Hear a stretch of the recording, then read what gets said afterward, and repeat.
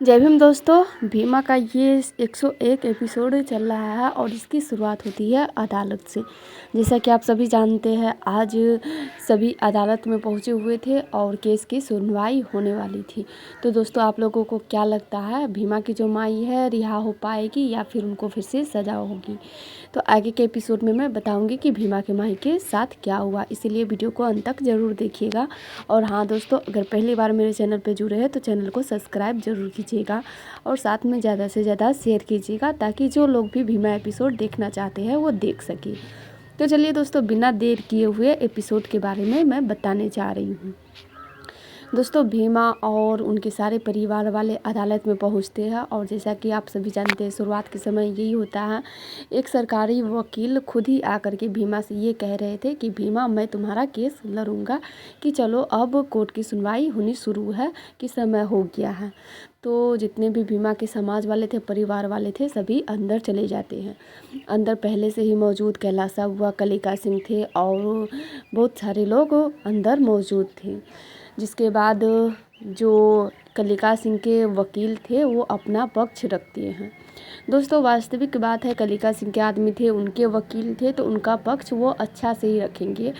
उस अदालत में भीमा की माई को पागल करने की कोई भी कसर नहीं छोड़ी गई थी। ये कि भीमा की माई जो है पागल है, ये पूरी तरह से साबित कर दिया गया था।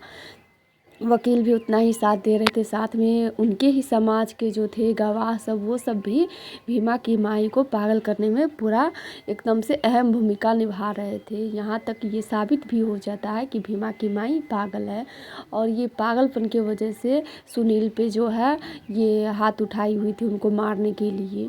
तो ये सब सुनने के बाद भीमा के परिवार वालों को बहुत बुरा लग रहा था। भीमा को इतना बुरा लग रहा था कि वो बार बार मतलब कि बोले जा रहे थे बीच में।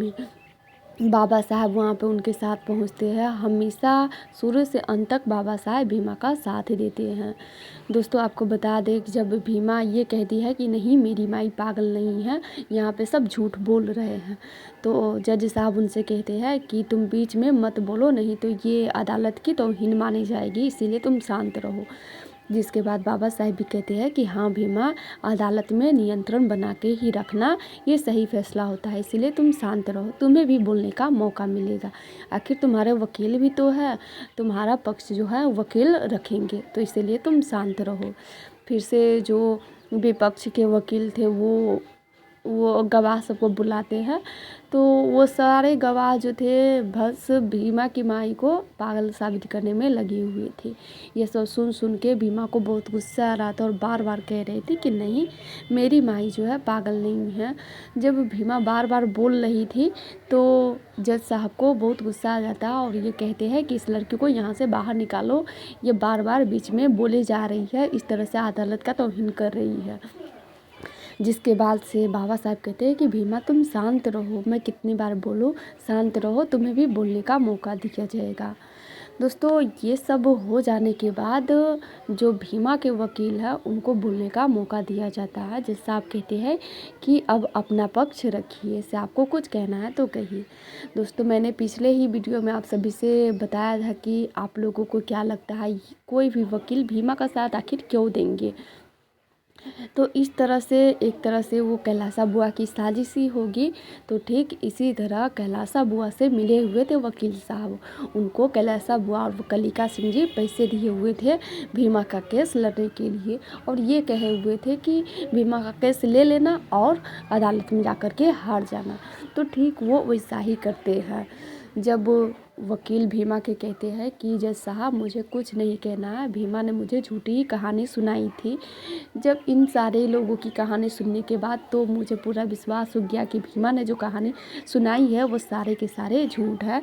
तो मैं इस केस में कुछ कहना नहीं चाहता हूँ, मैं अपना पक्ष नहीं रखना चाहता हूँ, क्योंकि मुझे जो बताया गया है वो गलत बताया गया है।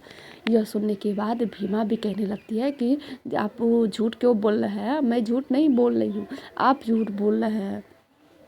जिसके बाद फिर से जज साहब भीमा से कहते हैं शांत रहने के लिए। भीमा बाबा साहब के पास जाकर के फिर से खड़ी हो जाती है। दोस्तों, यहाँ तक जितना भी कुल मिला करके था, भीमा की माई को पागल साबित कर दिया जाता है। अब देखना ये था कि भीमा की माई जो है कैसे बचेगी, क्या मतलब भीमा करने वाली है। ये सब हो जाने के बाद बाबा साहेब भीमा जज साहब से कहती है कि मैं भी कुछ कहना चाहती हूँ। तो जज साहब कहती है कि तुम्हारा वकील ने तो हार मान लिया, तो तुम क्या कहना चाहती हो, शांत रहो। बाबा साहेब भीमा से कहते हैं कि भीमा तुम बोलो जज साहब को कि संविधान में ये प्रावधान है कि अगर कोई वकील किसी का केस नहीं लड़ पाता है तो वो अपना पक्ष रख सकते हैं, और ये तो मेरी माई का केस है। जिसके बाद भीमा यही बात जज साहब को कहती है कि जज साहब संविधान में ये प्रावधान दिए हुए हैं कि अगर कोई वकील किसी का केस नहीं लड़ते हैं तो वो अपना पक्ष खुद रख सकता है।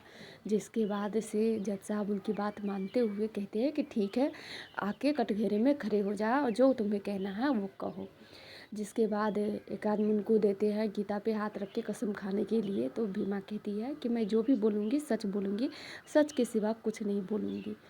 फिर होता है शुरुआत भीमा अपनी बात रखती है और कहती है कि बाबा साहब, मैं और हम सभी लोग छोटी बिरादरी से आते हैं, इसीलिए कोई भी वकील आसानी से नहीं केस लड़ने के लिए तैयार होता है। लेकिन ये जो वकील है बिना कहे सुने अपने आप आकर के मुझसे मेरा बोले कि मैं तुम्हारा केस लड़ूंगा, तो कुछ ना कुछ मुझे शक हुआ। वकील साहब, मैं बस आपसे इतना कहना चाहती हूँ कि आप अपने दाहिने पैकेट में हाथ लगाइए। जिसके बाद वकील साहब गुस्सा हो जाते हैं कि ये कैसी बदतमीजी है, मैं भला क्यों लगाऊँ तुम्हारे कहने पे अपने पैकेट में हाथ। तो वकील कहते हैं कि मैं तुम्हारे कहने पे क्यों लगाऊँ अपने पैकेट में हाथ। वहाँ पे जो विपक्षी वकील थे वो भी खड़ा हो जाते हैं कि ये कैसी बदतमीजी कर रही है भीमा यहाँ पे। जज साहब से भी कहते हैं कि जज साहब इसको बाहर निकालिए, ये यहाँ पे ऐसे नहीं कर सकते हैं किसी के साथ, ये अदालत की सरासर तौहीन हो रही है। दोस्तों, भीमा को ऐसे देख करके उनके जो परिवार वाले थे, मेवा, छबीला, गाया, भीमा की जो खुद की माई थी, वो सभी कहते हैं कि वहाँ से आ जाने के लिए, अपनी जगह पे खड़े हो जाने के लिए कि तुम यहाँ पे आकर के क्या बोल रही हो। जिसके बाद से बाबा साहेब फिर भीमा से कहते हैं कि भीमा कहो जज साहब को कि 100 अपराधी छूट जाए तो छूट जाए, लेकिन एक बेगुनाह को सज़ा नहीं होनी चाहिए। ठीक उसी तरह से भीमा उनसे कहती है जज साहब से कि जज साहब, हमारे संविधान में ये भी लिखा हुआ है कि 100 अपराधी छूट जाए तो छूट जाए, लेकिन एक बेगुनाह को सज़ा नहीं होनी चाहिए। ठीक इसी तरह से मेरी ये बात मान लीजिए, शायद मेरी माँ भी बेकसूर निकली। तो उनकी बात को मानते हुए जज साहब वकील साहब से कहते हैं कि वकील साहब, आप अपने पैकेट में हाथ लगाइए और जो भी है वो बाहर निकालिए। दिखाने में क्या दिक्कत है, दिखाइए सभी को कि आपके पैकेट में क्या है। दोस्तों, वो दिखाते हैं अपने पैकेट में से तो बहुत सारे पैसे निकलते हैं। अब यह देखने के बाद सारे लोग हैरान हो जाते हैं। फिर भीमा अपनी बात रखती है कि जज साहब, आप ही बताइए, कोई सरकारी वकील इतने पैसे लेकर के जेब में क्यों घूमेगा? क्या ये आपको क्या सही लग रहा है? उनके जो वकील थे, विपक्षी वकील, ये दोनों साथ में एक तरह से मिल जाते हैं, तो इसका क्या कारण हो सकता है? इस सबको मिला करके आप सोच सकते हैं तो मेरी माँ जो है आपको बेगुनाह साबित होगी।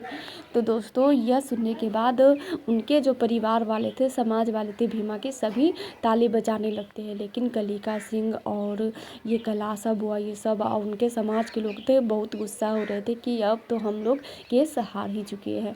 एक तरह से भीमा की जीत होती है। अब इससे आगे क्या होगा ये मैं अगले एपिसोड में बताऊंगी।